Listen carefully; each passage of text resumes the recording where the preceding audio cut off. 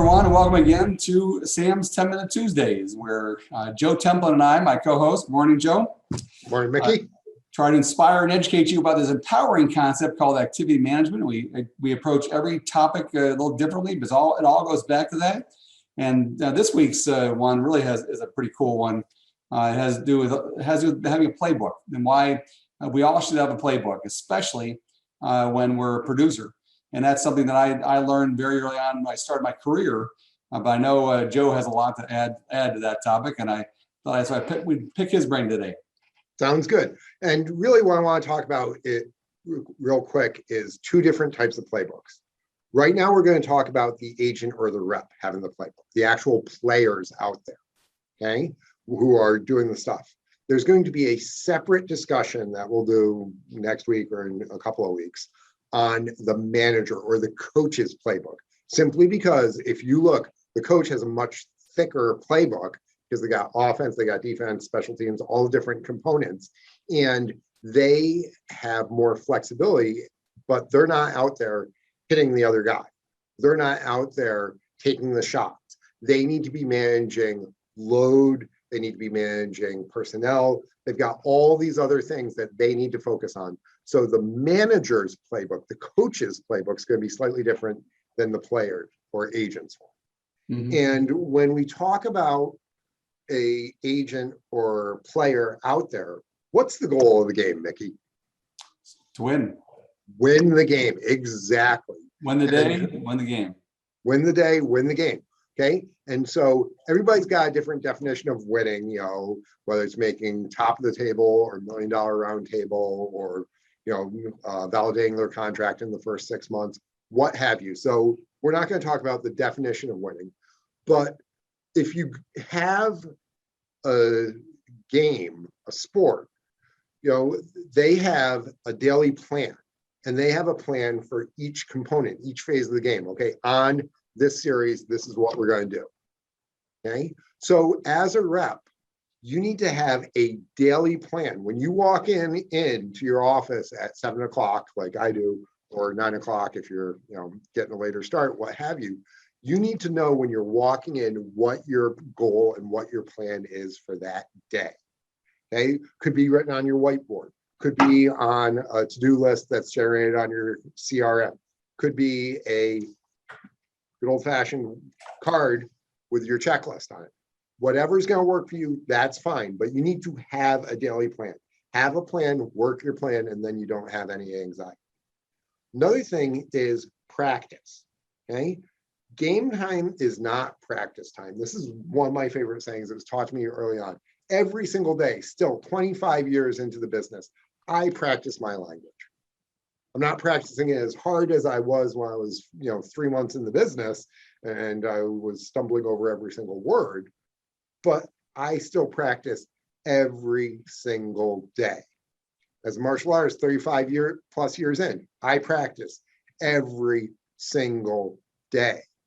Okay. I knew people who retired after 45 years in the business, and the day before they retired, they were still there taking notes and practicing because they weren't done yet. The game wasn't over. Yep. So make sure that you practice. Okay. And every day you got to make sure that you have your goal and minimum requirements. As we talked about, make every day green, no goose eggs. Okay. If you have a minimum of, I'm going to get 1 hit per day, you know, you add it on up and you become Joe DiMaggio with a 56 game hit streak. Okay. If your goal or your minimum requirement is I'm going to get 4 introductions today, every single day, minimum, no matter what, and you know it's 3 o'clock and you only have 3, guess what? If you're truly committed to winning that game, if you're truly bought into your plan, you're going to keep going until you get that 4th one, no matter what. And it's raising the floor, that consistent, better participation and activity that's going to compound into great weeks, great months, great career. And one of the biggest things which Al Graham talked about was posting and planning.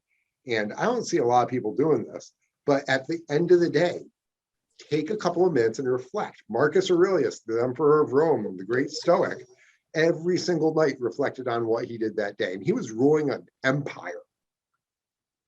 But he was not just looking at what he did as the ruler, he was looking at what he did personally. Was that day better than the previous day? Did he improve? What did he learn? If he made any mistakes, how could he make sure he didn't make that mistake again? After a game, in football, they go and watch the game tape. In the dugout, in a baseball game, they whip out the iPad and they're looking at individual pitches. They're looking at mechanics. They're looking at everything.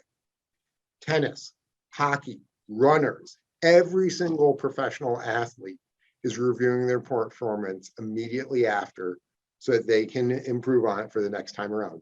Every military mission, they do an after action debrief to see what went right, what went wrong, what can we learn for the next time around. Why are the people in our field not doing this on a daily basis? It doesn't have to be a formal half-hour review of bearing your soul. A couple minutes. Go, I did this. Okay, I can do this better. Do it. So if you're a young rep and you're doing joint work, ask the more experienced rep afterwards. What's one thing I could have done better?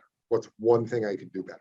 If you do one thing better every single day, even just a little bit, over weeks and months and years, you're going to become incredible. It's that continuous improvement. That's why the Japanese, their manufacturing became so good in the 70s and 80s, because of continuous improvement. As a financial rep, you need to be doing the same. And then the last thing, most important of all, keep score. Use your SAM book, use your SAM suite, know what your activity was every single day so that you can look back. Because if you're not keeping score with your SAM book, with your Fitbit, with your production numbers, with whatever it is that you're trying to improve on, if you're not keeping score, doesn't matter. You're going to lose because you have no clue. So I'll get off my high horse now. Two things that you mentioned I wanted to talk about is the Japanese approach with the word Kaizen. It always stuck with me, Kaizen. And that's a term that there's no other equivalent word in the English dictionary, but it means it's a commitment to continuous improvement through the collective efforts of everybody at all levels or the organization. And they too are all about process. And that's what I like about having a playbook.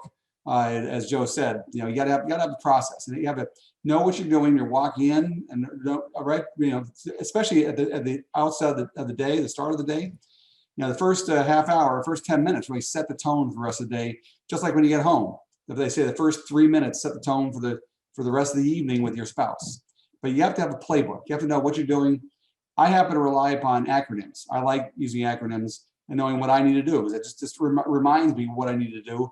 Back when I did some work with the car dealerships way back when, I had those guys doing a certain training and sales consulting, doing a certain thing in a certain order every day. Mm-hmm. The other one I want to leave you with is the story about Al Granum. Talks about process all the time. When the first time I met him, he told me a story about the story between, I think it was Charles Schwab and Ivy Lee.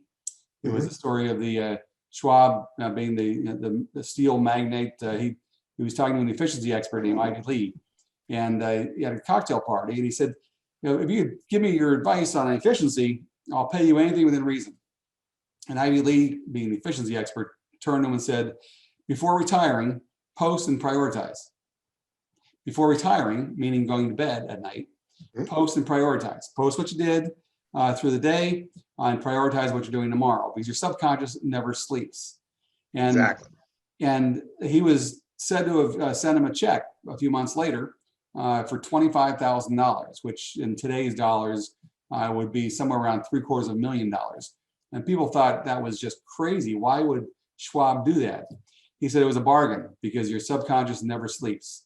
And during the night, you are doing your own posting and prioritizing. You're trying to figure out how to solve those problems and thinking about what you're doing tomorrow, and wake up invigorated and ready to go. So yeah, and if you're reviewing the next day, you've already pre-played the game in your head.